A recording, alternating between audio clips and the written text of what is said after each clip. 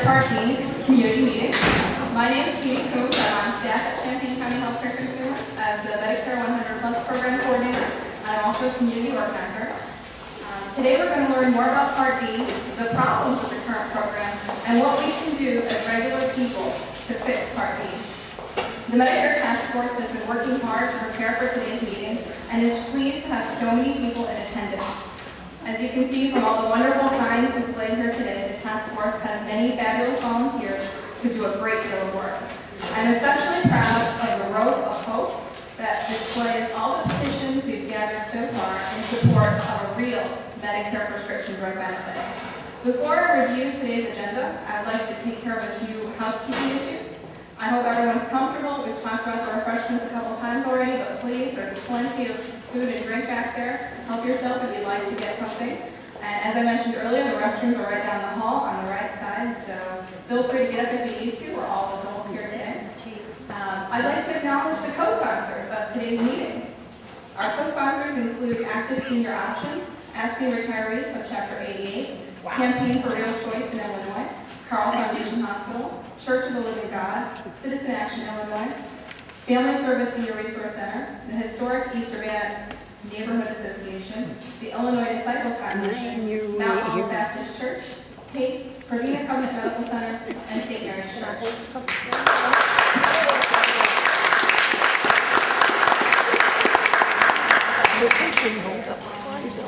I want to be sure to highlight the Senior Resource Center of Family Service and Andrew Butler, who's here today. This is a wonderful organization who's done so much work this past year to help people with their Part D problems, and I know they're going to continue to be busy. So if you are having any questions, concerns, or problems, please stop by their table after the program today.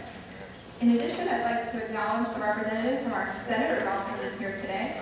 Today we're joined by Tim Sullivan from Senator Durbin's office. Come on over here.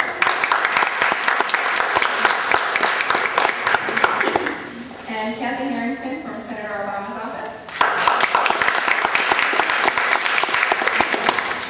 And I see some other local elected officials and candidates in the mix, so welcome to everyone. We have an exciting and full agenda here today, so I'll get right to the agenda overview.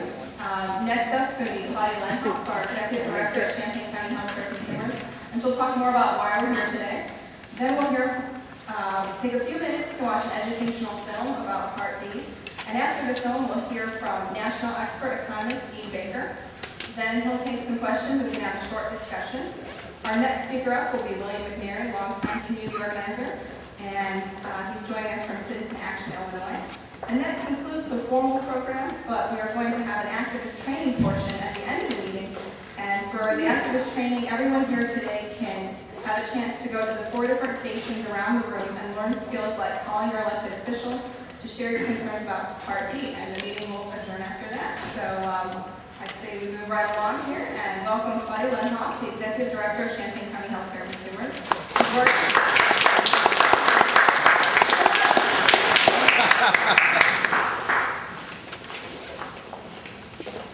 I wanted to hear what else Katie was going to say.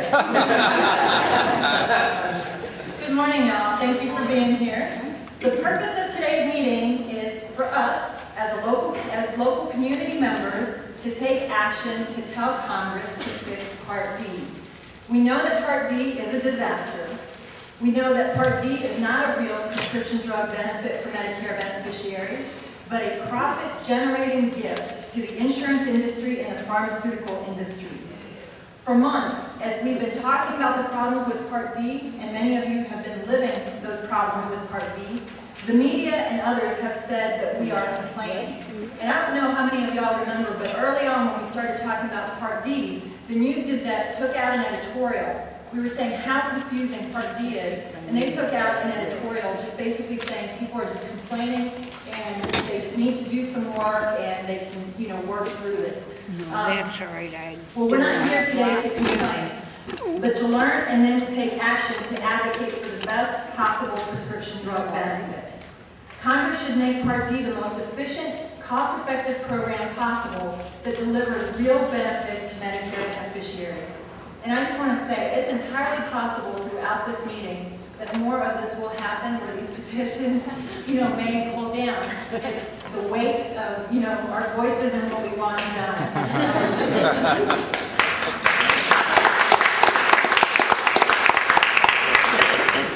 So Congress is responsible for Part D because they passed the law that created it, and only Congress can fix Part D. So what are we doing here? What am I talking about when I say that we're going to work to fix Part D? We, the people, by ourselves, obviously can't change the law. If we could, we would have done it the day after it was passed. But as individuals who are part of this community, we can make a difference with the actions that we take, especially when we are part of a massive collective effort.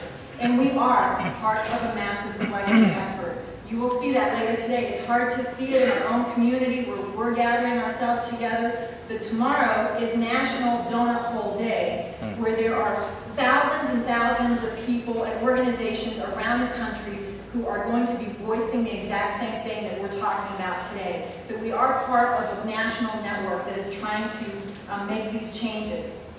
But then how do we move Congress to take action to fix Part D? Well, from this local community, we can't influence all of Congress. Unfortunately, we don't have to. We just need to work on our congressional representatives to make sure that they represent our interests, no matter what their personal views might be. In order to make our elected officials work for us, we need to build our power. And our power comes from our numbers. From the numbers of individuals like you who are here today, who are willing to take action, not just once, but over and over and over again. Calling your elected official and writing a letter and things like that is not like voting. You can do it more than once. So we are willing to do all of these things for as long as it takes, as many times as it takes, and to make sure that our representatives represent our interests. The other thing is that we can teach other people how to do those things too. So that, I can teach my family and my friends to do the same things that I have learned to do. And so today we are going to do just that. We are going to learn and we are going to take action. And as we do that, again, there are thousands and thousands of individuals and organizations around the nation doing the very same thing with their congressional representatives. So we just need to do our part by getting our 2 senators and our representative to stand with us and represent our views. The good news is that Illinois Senators Dick Durbin and Barack Obama, who have staff members representing them here today at this meeting, have pledged to stand with us and to do everything they can to fix Part D. And Senator Durbin is taking a leadership role in this.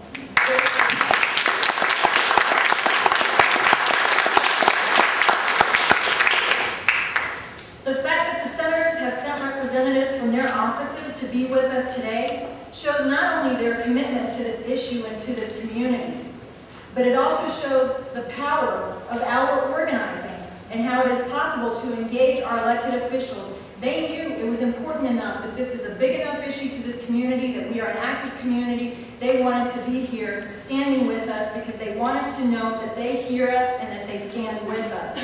And they're good people and we have done good work, and that's how that has happened.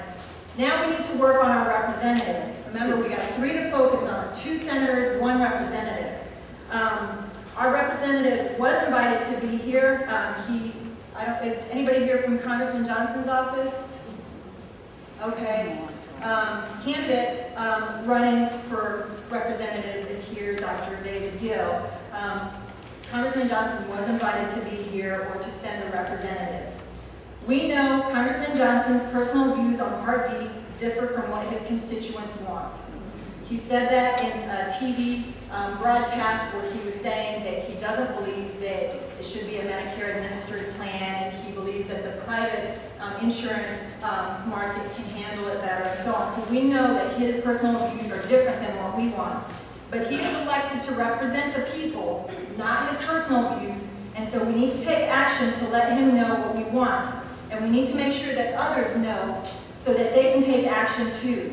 And then, of course, people can always go and take action in the voting booth as well. Thank you very much.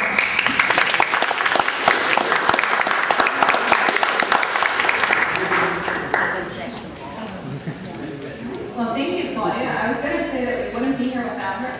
But moving right along, we're going to have the film narrated by Walter Cronkite about Part D. So I've got some wonderful technical assistants here that are going to get us going.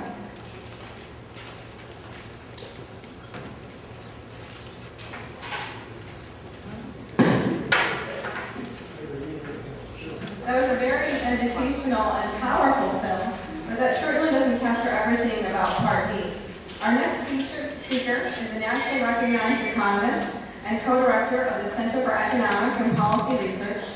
The Center for Economic and Policy Research is based in Washington, D.C., and its mission is to provide consumers and organizations like CCHCC with information about public policy to promote informed debate. Dean Baker has recently released 2 reports that analyze Part D, the donut hole, and the record profits of pharmaceutical companies. To help us learn more about Part D, I welcome Dean Baker.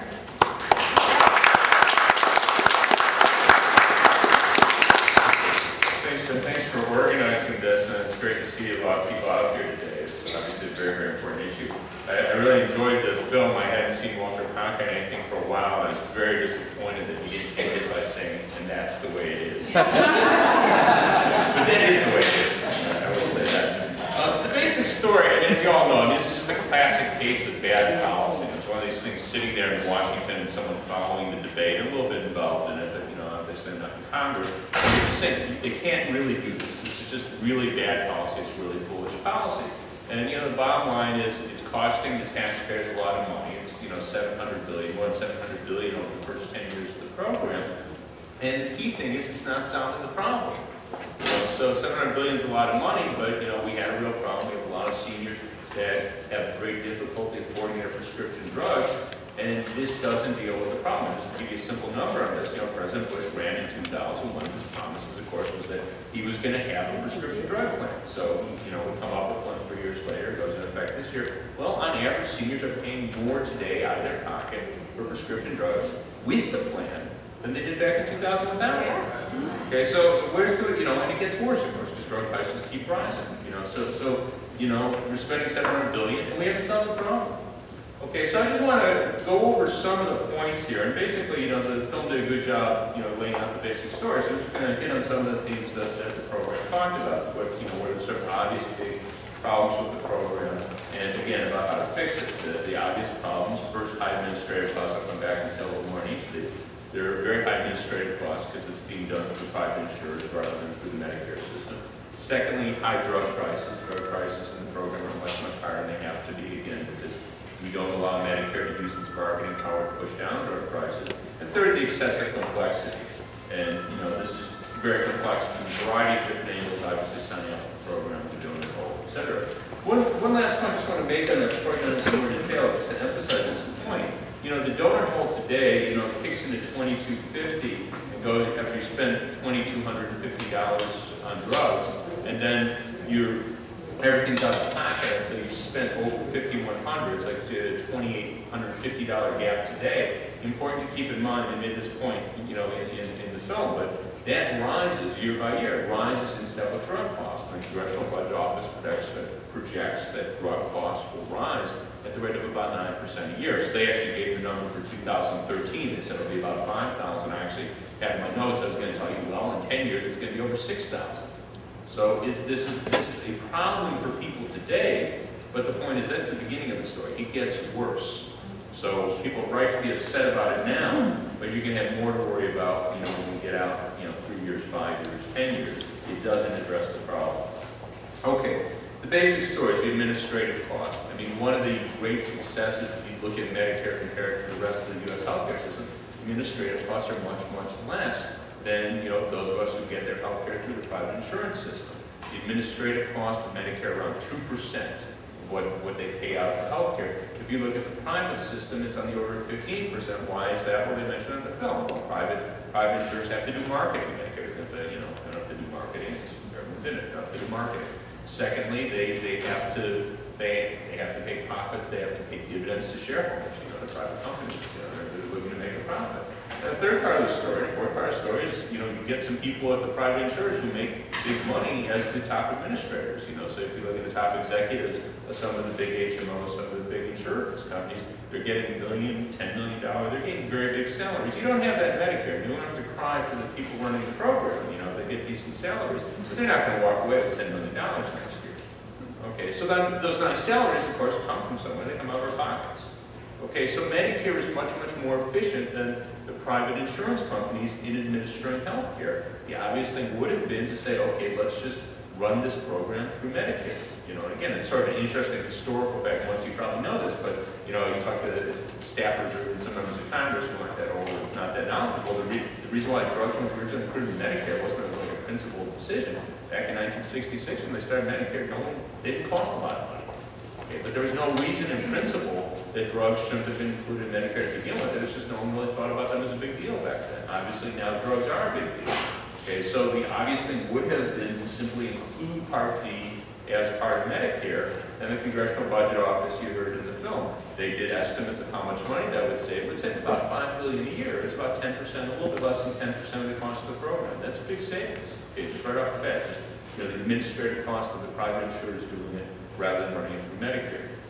Okay, so that's the first part of the story. Second part of the story, okay, suppose Medicare had been allowed to negotiate for discounts. They mentioned the Veterans Administration. We could refer to them as one case, but in fact, we also have data. We know how much we pay in the United States for drugs compared to Canada, compared to England, compared to Germany, compared to basically any country in the world. We're the only country that just tells the drug companies that you can charge whatever you want.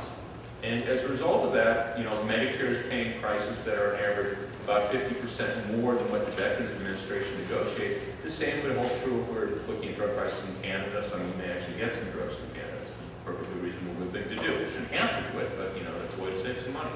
Okay, so we pay about 50% more than Canada, and you know, go down the list, Germany, Australia, and it varies a little country by country, but in every single case we're paying vastly more than they are. And why is that? Simple story. All those countries negotiate directly with the industry and they get large discounts. Okay, much larger than the insurance industry is able to get. Did the governor do something about that? Have a program where we can get drugs from Canada? I don't know where that ended up. He did start to, I believe he backed off on that, but someone else here probably knows more on that one than I do. It's currently available. Yeah, only 5,000 people are enrolled. Okay. Okay. So there are. I mean, obviously, people do get drugs from Canada. It has an ambiguous legal status. You know, what's happened is it's not. Well, I won't get into the law on this. I mean, there has ambiguous legal status. I'll just leave it at that. So there are some issues. Obviously, a lot of people are able to get drugs. I can't answer all the legalities under what, you know, all the situations under when it's legal and when it is not legal. But we certainly, if we wanted to, could make it fully legal, and we'd have a lot more people getting drugs from Canada and saving a lot more money on their drugs. And insofar as the governors, a lot of people do that in Illinois, you know, through the state. That's great. I mean, that's really saving lots of money. Okay, but again, of course, it's a very backward way. It's a little silly for us to be, you know, drugs get, in some cases, they're produced here, shipped to Canada, and then you can cheap. Very backward way of doing it.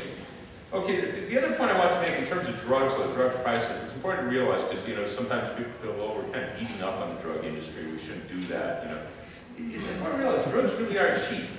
Sometimes when you guys talk, you carry around a bottle of generic aspirin, you know, because how much is it, you know, you get that for $2 or something, you go to Walmart, I mean, it's not very expensive. Well, most drugs would be about $2. I mean, the fact is, in general, drugs are not expensive to produce. I mean, we want them to be produced with high safety standards, you know, that has to be ensured. But in the vast majority of cases, they're not expensive ingredients, not that we have to, you know, find some rare tree in the Amazon forest. There are some exceptions, but that's really, really rare.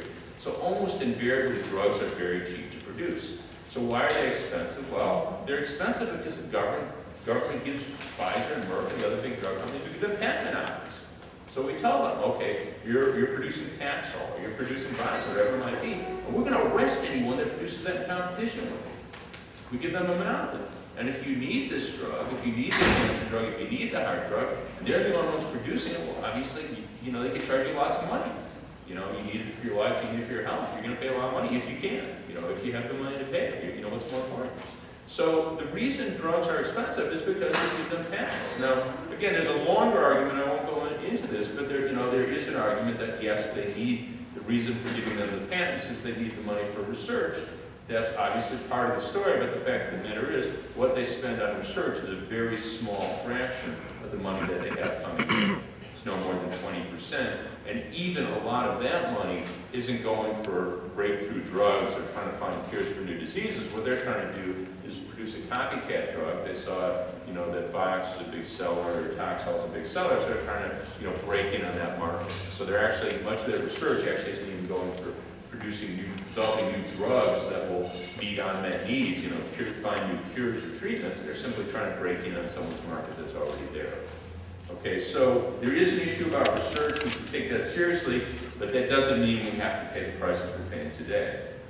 Okay, so suppose we told Medicare, we said, okay, offer the plan and go ahead and negotiate with the prescription drug industry. Well, presumably they'd be able to get at least the low prices as the Veterans Administration gets, or, flip your country, or Canada, Australia, whatever you like.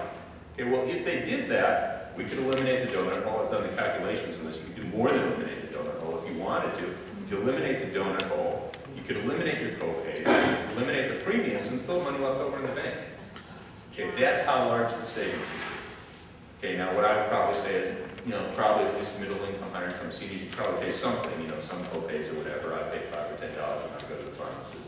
For middle, higher income seniors, that probably is reasonable, not lower income seniors, but people have some means. Okay, you could do that, and maybe pay a little less money for the bill if you have a large deficit. But the point is, that's a really nice argument to have. We could figure out what to do with the money. There's a lot of money sitting on the table, which at the moment is in the pockets of the pharmaceutical industry as excess profits. It's still making plenty of profits. Again, every drug that they sell to the Veterans Administration, they're making a profit on. We know that they wouldn't do it otherwise. They're actually selling the Veterans Administration at a loss. So they'd still be making profits, just somewhat lower profits than they are today. Okay, the last point, the complexity. I mean, this is one of these things that was just kind of painful, because you go, why do you have to do this to people? You have people, and I've been on panels with people, and they like to say, they're free market conservatives, they like choice. People should have choice. They don't want the government dictating to them.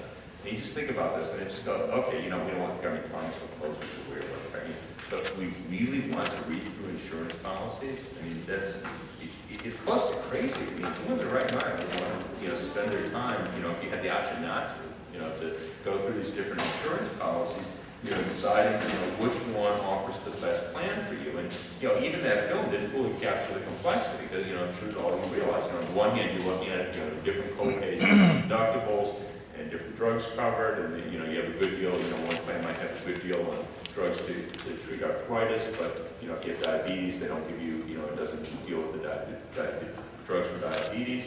And then as they point out, they can still change the prices over the course of the year. So you think you got a good plan because you need drugs to treat diabetes, and you find out 6 months later, well, they've raised the price on that. Well, you got a lot, because you can't change the next year. But even that's not the whole story, of course, because part of the issue is, you start the year, and maybe you don't have a problem with diabetes, but 3 months in the year, 4 months, you talk about, hey, you need medication. People's health changes.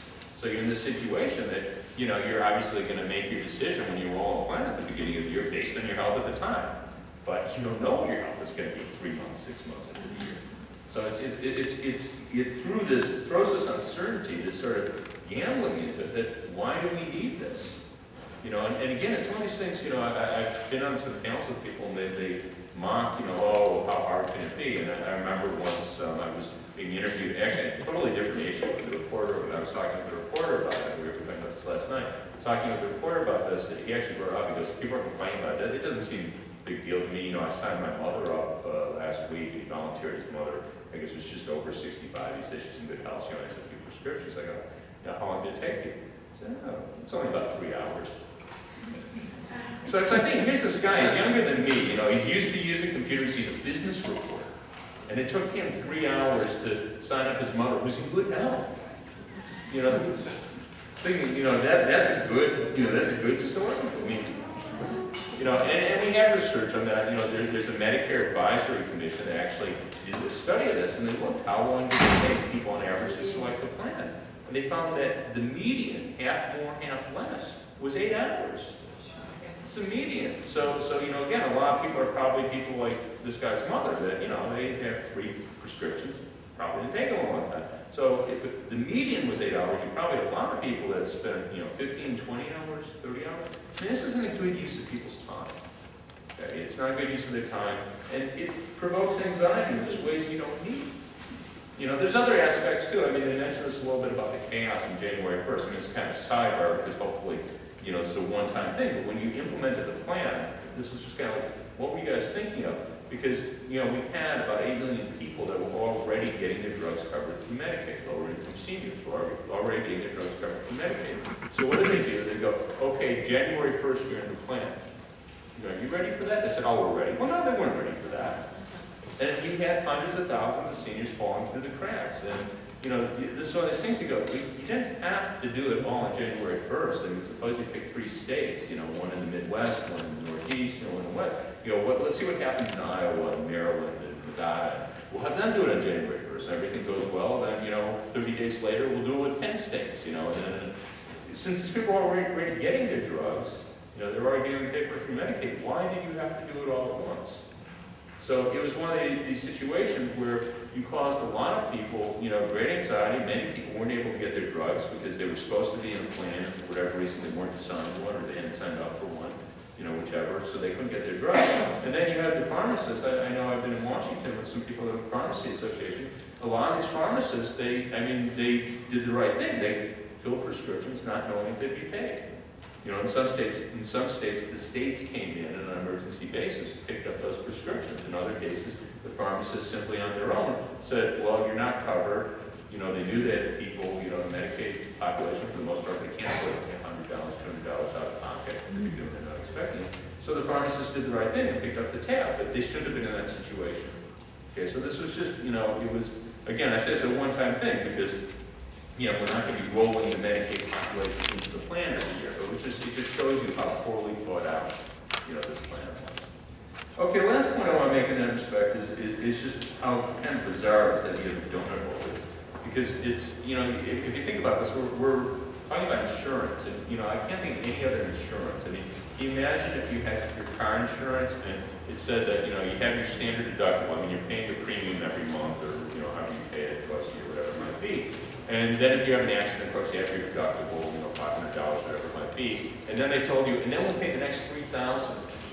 But then if your damages are more than $3,500, we don't pay you anything unless they're above $10,000. I mean, would anyone buy an insurance policy like that? Imagine that on your house. I mean, it's no one. I've never heard an insurance policy designed that way. And it was just. It was just this political thing because they wanted to say that they're giving everyone a prescription drug benefit when the way they structured it, they didn't have enough money to do it. We would have had plenty of money to do it if they'd done it the right way, but the way they structured it, no, we don't have enough money. We can't pay the drug industry these prices and let the insurance company walk off with these profits and still give people a good drug benefit. So what they do is they come up with a donut hole. It's just really, really bad policy. Okay, well, what's the solution? Again, you heard the story in the film. The basic story would have been, at least in my mind, the obvious thing would have been just have it provided through Medicare. Now, as things stand in Congress, you probably would never get support. I should say would never, but it'll be involved to get support. But actually, your senator proposed a bill that gets you 90% of the way there. It just says, okay, let's let Medicare offer it. And actually, I kind of like this because, what it's saying is, we'll let Medicare offer the benefit. Medicare, of course, will negotiate with the industry, but we aren't requiring it. So if you really want to go with the private insurers, go ahead. And the reason why I kind of like that is because I get on panels with people and they say, what's wrong with giving people a choice? I was on, very involved in the Social Security debate. They said, oh, why should everyone be in the one-size-fits-all? What's wrong with giving people a choice? I can usually tell them. But, but in this case, I get to turn around and go, what's wrong with giving people a choice? So we have the answer, and I mean, my guess is that probably almost no one will want to sign up with the private insurers, but I guess if they really want to, I wouldn't stand in their way. But the point is, if we have Medicare offer a simple benefit, affordable benefit, no donut hole, it's available to everyone, that gets us 99% of the way. And, I don't know, if some people really want to pay more and have a complex benefit, I guess, that's the way to roll. But that would take care of our needs. It can be done. And, obviously it's going to be a big political battle, but I think we can get managed to do the right thing. So, let's stop with that.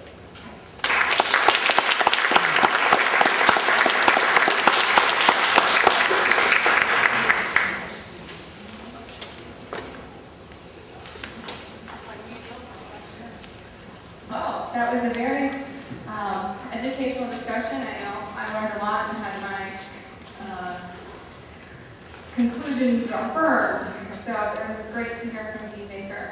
We scheduled a break here for some discussion and questions if people want to do that. Or we can keep moving right along because we have another wonderful speaker. Hope you do mind coming up and fielding some questions? Okay, we have one right in front here. No, I'm a member of SSI, and they paid all of my prescriptions, and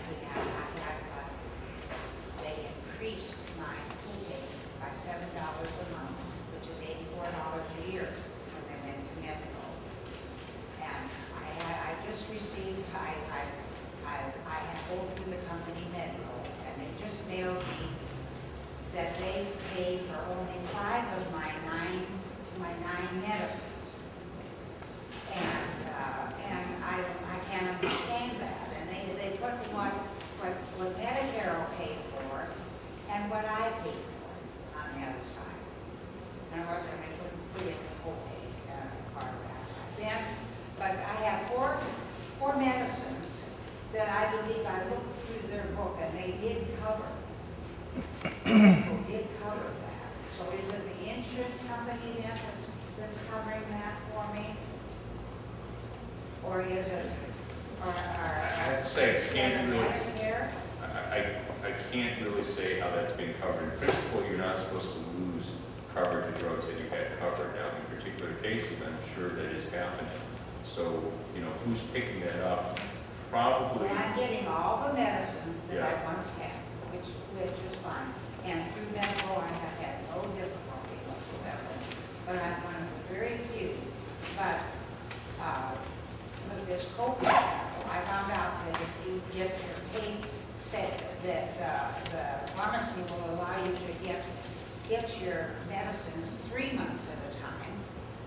Well, my monthly copay is $16. So if I get it 3 months at a time, I will save $32 every 3 months by getting 3 months at a time instead of just 1 month. And that sounds pretty confusing. I think a lot of people have the same experience that their co-pays have gone up as a result of Part D. I know here in Illinois, the Illinois Prison Record Program, formerly Senior Care and Circuit Breaker, those co-payments went up. Medicare and Medicaid beneficiaries co-payments went up. So I think that's a universal situation for people. And They is there any made it out like it was a benefit to us, and they didn't give us anything. They charged us more. right? Is there anyone else that would like to? Right there. I don't understand. I'm sitting there looking at this thing, Medicare Part D. That bill is 60 pages. How are you going to fix it when you've got 60 pages of it? And if you put it on regular Medicare, that doesn't make our Medicare. Can you repeat the I question? mean, you don't know. You don't know. What's the question? Okay, thank you. Well, the question was, how can you fix it because it's a complex bill, 60 pages? Actually, when I saw 60. I haven't gotten it. I think it was summary, but in any case, it is a complex bill. And then the question was if they do fix it, would the regular Medicare go up? And the answer is, it is a complex bill. And one of the reasons why it is so complex is because the way they did it by offering it to the private insurance industry, it would not have to have been, a lengthy, complex bill if it were offered as an add-on to Medicare.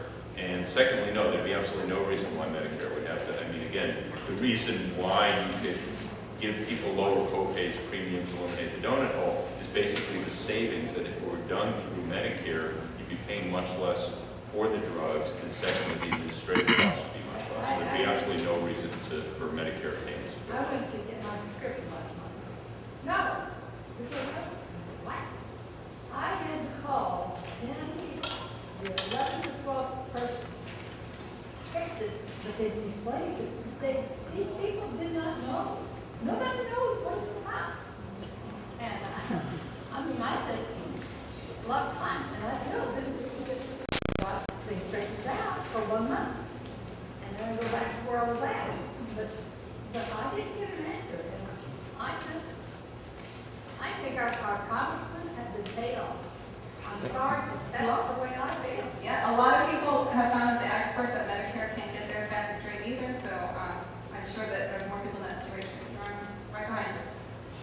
I may be asking you just to repeat something you said, but just to settle, I'm sure arguments. Elaborate on one thing, and that is the drug company's central argument that if Americans don't pay these prices, that research is going to suffer terribly, that all these new medical advances that are in the pipeline and that will be in the pipeline are threatened if Americans don't pay the prices. Once again, you said that less than 20% of their profits goes to research. Is that correct? And much of that is to copycat drugs. I'm sorry, if I said profits, I misspoke. Their sales. So that their sales worldwide are in the order of, well, if we just take the U.S. pharmaceutical industry, make it simple, their sales are around 230 billion a year, and they say, I'm saying they say because we're not auditing it, they say that they spend around 40 billion a year on research. So that's less than 20% of their sale price. Now their profits are on the order of 40 billion, so their profits are roughly the same size as the amount of money they spend on research. Okay, so it's about less than one-fifth of their sales price. That money goes to research. And of that, by the way, the figure that you get for copycat research, roughly 60 to 70%. The way we can get this, the Food and Drug Administration, when a new drug is approved, they rate it as either a priority drug, meaning that it's a new treatment, a new cure, something that didn't exist previously, or a standard approval, meaning that essentially something like that is already on the market. Doesn't mean it doesn't add something, but something comparable is already on the market. And around 70% of the drugs that they approve are in that standard category, meaning they're duplicating the function of existing drugs. I thought the research was done like the Cancer Society and the Heart Society. That's a very good point. Much of the research that is done on prescription drugs at the more basic level is done either through the federal government. We pay for about 30 billion a year in prescription drug research directly. I shouldn't say prescription drug, biomedical research through the National Institutes of Health. And then on top of that, you have you have various charitable organizations that spend perhaps another 5, 6, 7 billion a year on research. Okay, I think we have time for 3 more questions. If people could stand up and speak loudly, I'd appreciate it when you ask your question. Connie, you are first. I'd just like to make a comment for that first, in that they get a lot of their research and development money from the government, for which we pay also. They get a certain percent. My question, and please don't think for 1 minute that I'm against Part D at all, but when they talk about Social Security benefits in the future declining anyway, and we have to do something about Social Security and Medicare, and then putting Part D on top of that, will that mean that the money will be gone sooner? How does that fit in? Okay, so That we're adding something and there's not enough money anyway. Okay, a couple things. Just one more thing on the drug, the research. There's actually, I think the way we support research is very, very backward in this country. And there is actually a bill that was put forward by Dennis Kucinich, a congressperson from Ohio, that proposed basically increasing the amount of money that we spend on research. So that instead of spending 30 billion a year at the National Institutes of Health, suppose we raised it to 60 billion. And you actually, instead of just doing basic research, you actually develop drugs through the whole research process, through the FDA approval process, and then you allow every new drug to be sold as generic. And in all drugs, if I were holding up my bottle of aspirin, generic aspirin, all drugs would be like that. So in principle, you could talk about other ways of financing research. I think the very backward way of doing it right now leads to a lot of corruption. So I think we can find much, much better ways to do it. Now the question here, okay, so we're adding this, we have a problem with Social Security.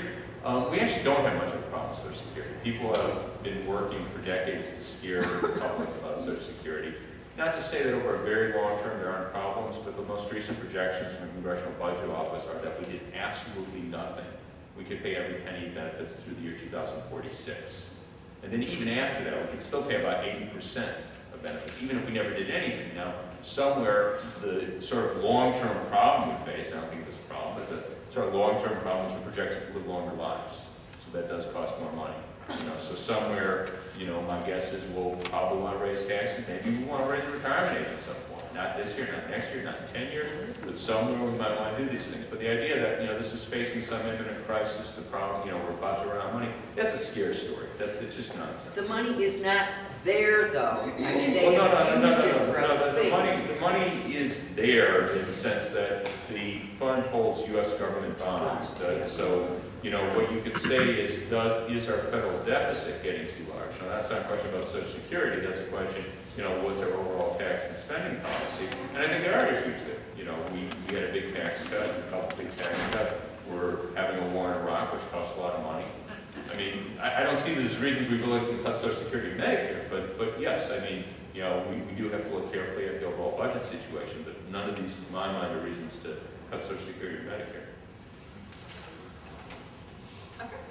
We have another question today.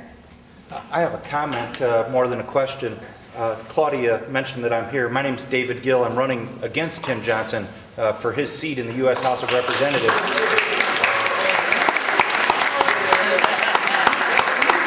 Thank you. And I consider Medicare Part D a moral failure on the part of Mr. Johnson. I was disappointed that he's not here this morning because he needs an education with regards to this. But the fact of the matter is, he's a very intelligent man, and I think he understands this. This woman over here said, I think our congressman was paid off. Well, that's what happens. He takes checks from GlaxoSmithKline and Burroughs Wellcome. Walter Cronkite mentioned tens of millions of dollars in campaign contributions go to these guys, including Mr. Johnson, and that's not how I'm funded. And he's not here today. He's also not in my emergency room where I work and where I see the people that have fallen into the donut hole. I see people struggling to breathe because they can't get their medications for their congestive heart failure anymore, and he's nowhere to be found as far as helping those people. And so I came out here today to thank Champaign County healthcare consumers for putting this together. I think it's tremendously important to educate people, and it is a political battle, but it'll be made much easier when we have different people in Congress. And so I'd like to ask for your help November 7th.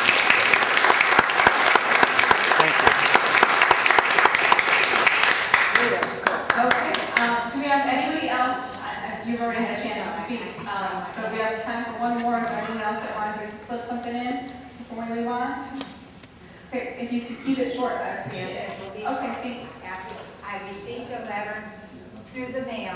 I received a letter through the mail, and it stated that I had to fill out a form in order to assure me that I would be able to, in the year 2007, that I would still be able to be covered by D, by Program D.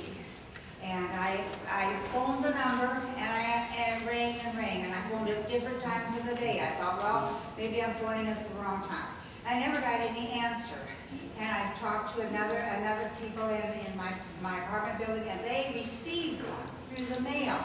But I've never received one through the mail, so now I have no idea where to go to get this form.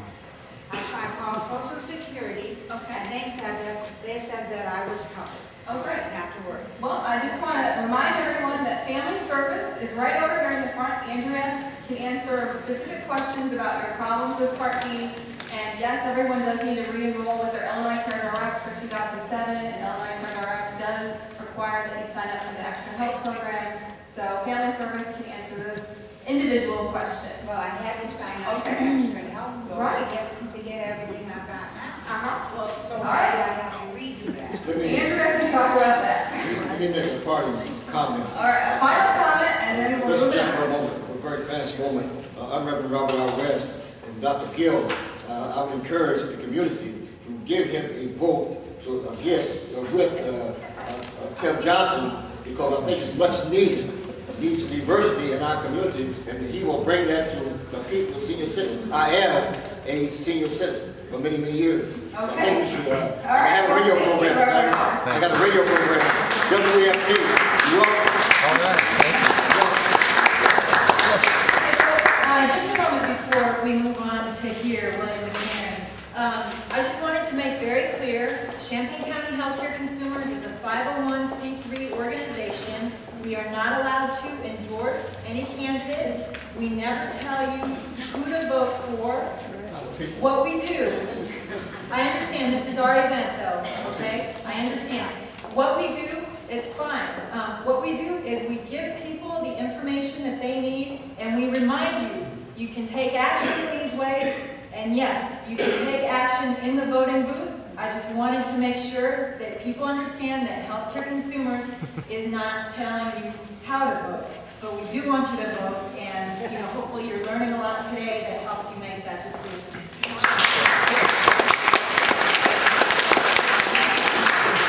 Well, thank you, Claudia. It's always good to keep that in mind. I'm glad that we have such an enthusiastic and intelligent crowd here today. I'm looking forward to seeing everyone in action put this enthusiasm to work productively here today. But before that, I'm very happy to introduce Mr. William McNary. William is the president of U.S. Action and co-director of the Illinois affiliate Citizen Action, a consumer watchdog organization that works at the state level and has worked in partnership with CCHCC on campaigns like the recent struggle to protect Social Security from privatization. Citizen Action is like a big sister organization for us, and it was during the Social Security campaign I first heard William speak. He motivated me, he moved me, and he filled me with passion. I know he'll do the same today, so please welcome Mr. William McNary.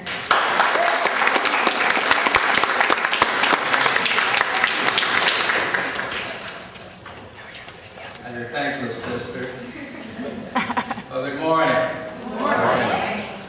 You know, my mama always told me you can tell what kind of a crowd you're standing in front of by the way they greet friends or by the way they greet strangers when they greet you. So let's try that again. Good morning. Good morning. Now that's more like it. You all do my mama proud.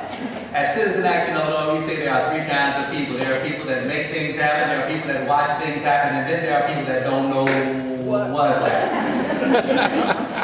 I can't think of any place else in the world I would rather be on a Thursday morning than right here in Urbana, Illinois, the town of the prestigious and world-renowned University of Illinois, where my brother Fred McNary went to school and graduated from, in a room full of aggressive, progressive citizens in action. People who are not just content to sit on the sidelines and watch things happen to them, but people who are active participants in the movement for social justice and social change. I truly believe, because you all are gathered here this morning, that people will live longer and people will enjoy a higher quality of life because of the work that the activists in this room in general and the Champaign County healthcare consumers in particular have done, are doing, and getting ready to do. And because we activists are often inundated and underappreciated and undercompensated and seldom celebrated, why don't y'all celebrate yourselves right now with a great big hand? Let them hear you all the way to the White House.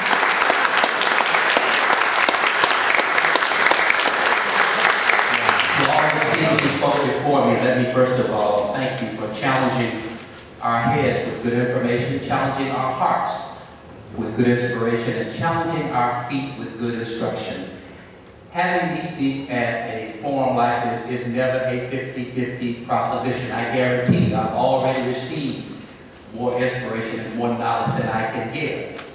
So with that disclaimer, let me tell you, like Elizabeth Taylor told her last husband, I won't keep you long.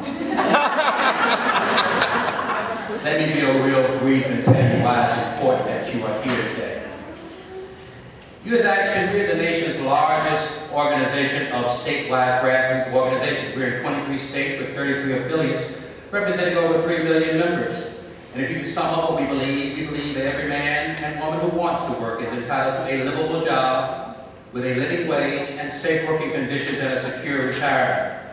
But in order to get that job, we believe that every child is entitled to a high-quality public school education, regardless of where they live, or regardless of who they were born to. But what difference does it make if you're the smartest person in the world, or you have the best job in the world, if a major illness can wipe you out overnight? A major illness is the number 2 cause of bankruptcy. It used to be number one. Number 1 cause now is losing your job. Number 2 cause of bankruptcy in this country.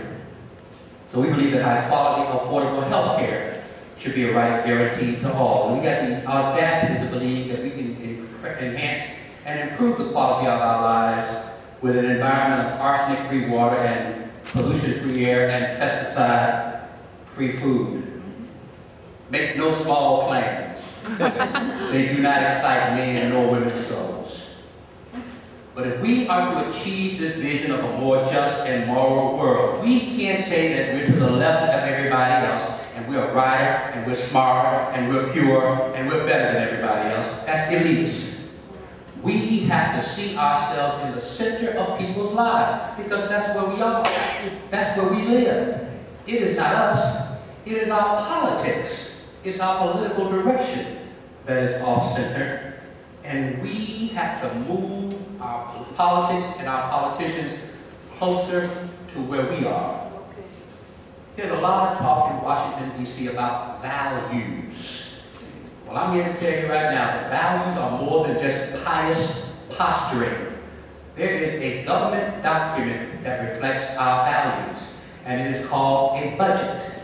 And when the federal government makes the wrong choices, it is the American people that pay the price. We need to change our politics in 3 ways. Number one, public policy, which is issue campaigns designed to make sure that we move our politics in the right direction. But we also need to do politics. We need to elect those people who represent us. And lastly, we need people power. The more, the better. When you read out that list of all the people who support this program, that's the start. And we need to build on top of that. Issues to elections and policies to politics. Because policy not connected to politics will get you endless conferences, white papers, and position papers that will sit on the shelf and gather dust. However, politics not connected to policy will get you unaccountable political actors who are only driven by the size and ego of their own ambition. Now, some people say, well, McNary, why can't you separate policy from politics?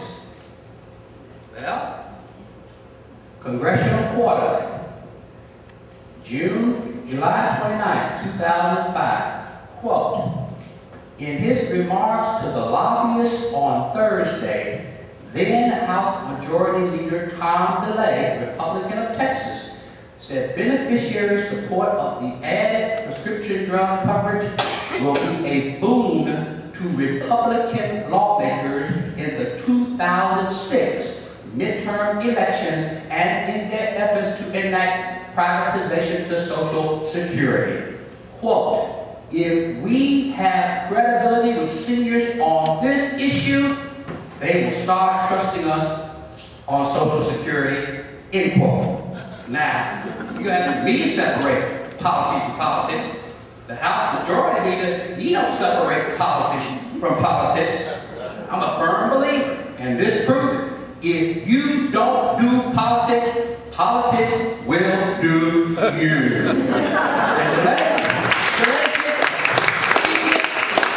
He sees the Medicare prescription drug issue as complementary to the Social Security issue. It's not a competitor issue. It's not a success issue. It's all the same, one seamless whole to him. He sees it as a way for Republicans to move seniors in the 2006 election because he knows that senior citizens are disproportionately represented in their numbers in the off-year elections. Senior votes higher in the off-year elections than anybody else. And just like them, we are not going to let the Medicare, we see the Medicare prescription drug issue as complementary to the Social Security issue, and we're going to fight this issue and win this issue just like we fought and won the Social Security issue, because we're going to do it in the same way. Learn the lessons, and the lessons were, number one, we're going to build a big, broad-based coalition of people to fight this fight. You just heard some. Community groups, civil rights groups, civic organizations, faith-based groups, labor, seniors, disabled, young people, all of us fighting together, all of us working together in a disciplined way. We are running a campaign. This is our next battle. We're going to take this message in the field. Change is not going to happen in Washington. It's going to happen in the communities where we live. That's why we're here today, to get the information to take to our elected officials and make them change the direction of our country. We're going to be equally vigorous, equally disciplined, and equally aggressive, and we're going to be united and rise above our various interests and factions and divisions. And we've learned if we can do that, we can change the political terrain. We did it once last year on Social Security. This is the year we'll do it on Medicare prescription drugs. Y'all with me?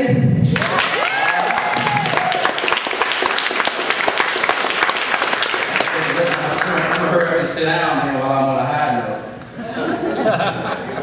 Let me close. You know, this Congress could mess up a one-car funeral. All they had to do was add a prescription drug benefit under Medicare. That's all. If they had done that, just like we have doctor visits covered, just like we have hospital visits covered, we could have prescription drug benefits covered, and then Medicare could have used the power of 40 million people, seniors and persons with disability on Medicare, to negotiate for the lowest prices for prescription drugs, just like the VA does it now. That's all they had to do. And that's all seniors wanted, was a guaranteed benefit that was affordable, simple to use, simple to access, simple to understand. Instead, what do we get? We get this Medicare Part D, which is a crapshoot of a plan that is costly and confusing and corrupt. 4 out of every 10 seniors are going to fall into a donut hole. For everyone with drug costs above $22.50 a year, the Part D in disaster stands for disappear. That's because 38% of the people who sign up fall into this donut hole, and that's where they're going to stay. And if you're in that group, your coverage ends when your costs hit $2,250, even though, as you heard, you still have to pay the premiums. And of course, you still need your medicine, but Part D won't spend another dime to help you out until you spend $5,100. And so most of the people who fall into this donut hole will never get able to get out. And that's no benefit, and that's not Medicare. And the only reason the donut hole exists is that Congress won't let Medicare negotiate for the best possible prices. And without that power, prices keep going up. Taxpayers lose, seniors lose, and people with disability fall into the donut hole. This is a disaster of a plan which put drug companies and insurance companies first. We need a plan that puts seniors and people with disabilities first. We need a real prescription drug plan under Medicare that is simple and affordable and that is guaranteed. Now, you said this is costly, this is corrupt. I see it's costly, I know it's confusing, but what do you mean by corrupt? Well, let me tell you what I mean by that. The real Abram Hoff lobbying scandal that they're talking about, it's not about who you travel with. It's not about who you eat lunch with. It's not about who you work out with. The real Abram Hoff scandal in Washington is that private interest money is being used to purchase public policy outcomes. When you have gas and oil companies meeting in secret with the vice president and then come out with a bill that gives them taxpayer subsidies on top of record profits while the average working stiff is having a hard time filling up his gas tank or keeping his home heated. When they pass tax cuts that benefit the wealthiest of Americans and then benefit cuts for everybody else. When they go and listen to the drug companies and insurance companies and write a prescription drug bill that gives them more benefits to their bottom line than benefits to seniors, leaving seniors confused and angry and paying more for prescription drugs than when Medicare was first enacted, more than ever. We need a system of public financing of elections in our country that lessens the influence of big money, and your viability to run and win office is based upon what you stand for and who you represent, not how much money you got, and where you spend more time raising issues and raising hope and raising hell if you have to, but not having to raise money. If I was Tim Johnson, I'd be camped out on Speaker's door, begging him to let me offer what we're talking about here. I would be out there saying, this is what we need to be working on. Because if we do not, we will have hell to pay in our communities more than ever. We need a government that protects the weak from the strong, more than ever. We need a government that protects everyday people from the exploitation and abuses of power. We need a government based upon the values of the late Senator Paul Wellstone. He believed that every human being had equal worth. He believed that every human being has a right to live a meaningful and fulfilling life. But he also believed that beyond our own individual concerns, there is a broader concern that prioritizes our communities and our mutual well-being, and that government should be used as an instrument to provide for that common good. This isn't about more government or less. When our opponents say less government, they say less Medicare, less Medicaid, less student loans, less safety net. Let's be clear.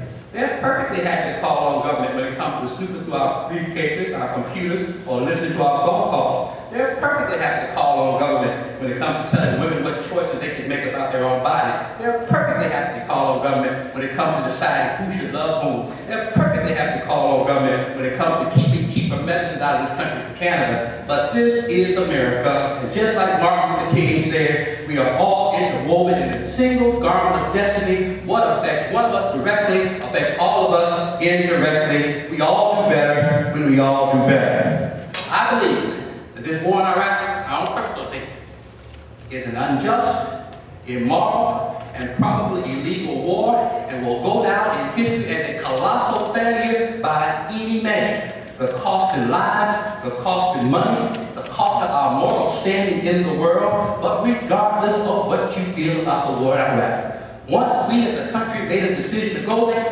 we have spent, go to www.costofwar.com. I go there before I make any speech, and this is fresh off the press. This is what we spent so far. We have spent $316 billion. For $316 billion, we could have paid for 42 million children to attend a year of Head Start. We could have shared 189 million children for a year. We could have hired 5 million additional public school teachers for a year. We could have built 3 million affordable housing units. We could have provided 15 million students with 4-year scholarships. So don't tell me this is about price. This is about priorities, and we need to change our nation's priorities.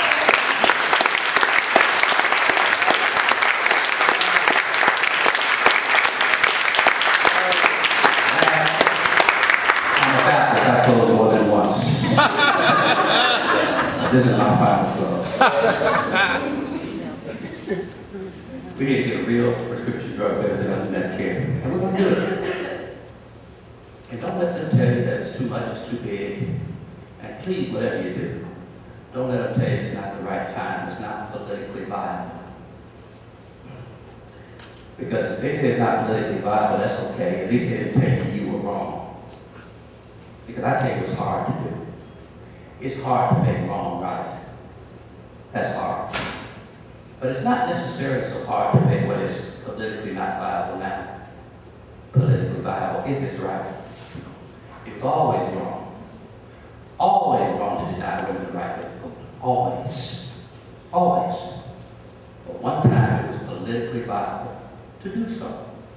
And so suffragettes had to get together with other women, had to get together with like-minded men and other citizens, and make what was always morally right, politically right. And now we have women mayors, school board members, state legislators, women governors, women in Congress. We have a Democratic House leader who may be the first woman Speaker of the House next year, and we have a woman Secretary of State, and someday we may have a woman president someday, and that will be all right. It was always wrong to keep black people in slavery, always. Always. But at one time, it was politically viable to do so. And so freedom fighters had to get together, abolitionists had to get together with other like-minded men and women, and we had to fight a war. But at one time, we made what was morally right, politically right. And not only do we have black elected officials in all areas of government now, the most popular politician in America is a United States Senator from Illinois with a funny name, and some people say he's the President of the United States. So if I was convinced that God had created Medicare Plan D, I would go back over there and sit down. But mine is too short about God, and so are yours. Congress created this plan. That means that Congress can fix it. Politics. So some people didn't vote for this bill, they want to fix it. They should be sent back. Some people who voted for this bill, who don't want to fix it, a lot of them ain't coming back. Some people who voted for it, they were confused. They can be moved to fix it. We hope that's where Tim Johnson comes in. He just screwed up. We all make mistakes. We all screw up. Sometimes. Some of us screw up more than others. But we're going to get trained today, right after we leave here, to figure out how to approach Tim Johnson. There are two reasons that people don't move. It's not because they're apathetic. They don't move because, number one, they don't know the facts. But after the day, I guarantee you, what you've heard from all of our panels, all the speakers, water kind, now y'all know the facts. Either they don't know the facts, and they don't know the facts, or they don't know what to do when they know the facts. So I'm just going to tell you, I need you all to go out here tonight, after the day, roll up your sleeve and approach Congressman Johnson with an expectation of hope and success. Just go out and speak the truth as you have learned it, as you know it, with conviction, with compassion, and with clarity. What do you want? All we want is for you to offer a prescription drug benefit under Medicare and let them negotiate prices on it, and then use the savings from these negotiations to get rid of the donut hole. Everybody can understand that, can't you? I love a simple message. Hope, the rope of hope, not cynicism. Too much cynicism kills the spirit. Little of it's healthy, too much kills the spirit. You ask him if he wants to be an eagle, or does he want to be an ostrich? Does he want to bury his head in the sand and act like there are no problems with this planet? Or does he want to be like an eagle and soar above the politics and the special interests and come up with a real prescription drug benefit plan that benefits the people? And we're going to need one of two things out of Congressman Johnson. Either we're going to get good policy, or we're going to get good politics. We're ready for either one. I learned my values in 3 places. I learned my values in my home. I learned my values in my church. And I learned my values in a public school system without even knowing it every day. The teacher made me get up and put my hand over my heart and say, one nation, under God, indivisible, always together, with liberty and justice, not just for the privileged few, not just for the ones who were born with silver spoons in their mouth, not just for the ones who were born on the right side of the tracks, not just for the ones who have the best lobbyists, but with liberty and justice for all. My fellow citizens, my fellow brothers and sisters, whatever you do, occasionally you may lose an issue. You may occasionally lose an election. But don't you ever lose your passion for liberty and justice for all. You are the right people at the right place at the right time in history. Go out and take your country back from those deficit-creating, treaty-breaking, environment desecrating, inequality escalating, influence peddling, fear-mongering, secret-keeping, memo-leaking, race-baiting, free speech-hating hypocrite, and take America back. Give it to the people.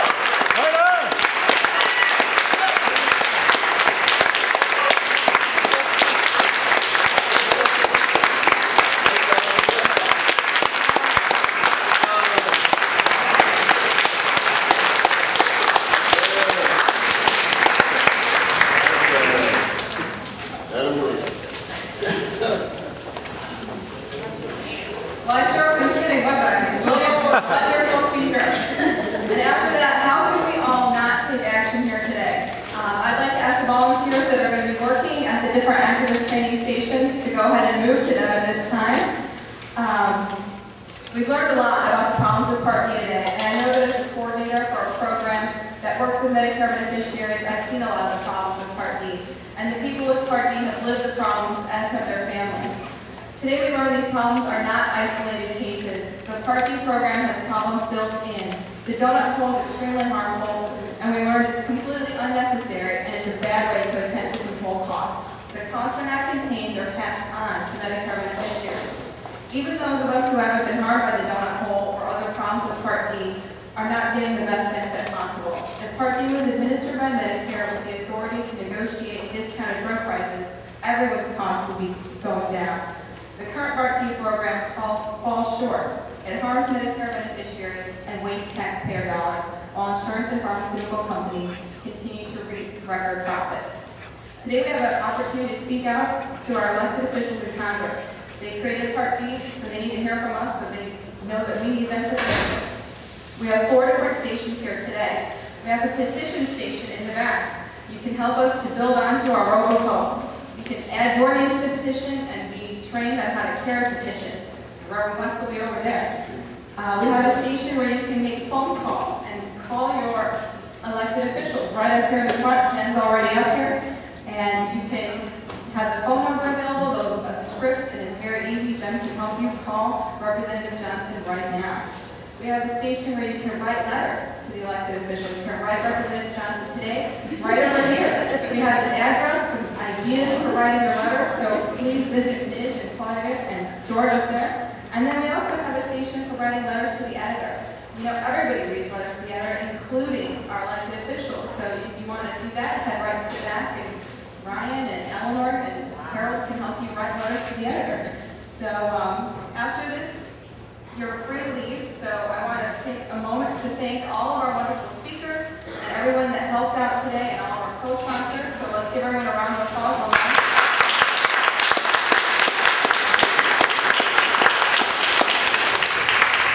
And I want to make sure that everybody knows that the Medicare Task Force meets regularly. We meet once a month, the 3rd Thursday of the month. Our next meeting is going to be October 19th at the Civic Center. The yellow sheet on your agenda has the meeting information. We'd love to have more people come out to the next meeting and continue to grow as this movement spreads across the nation.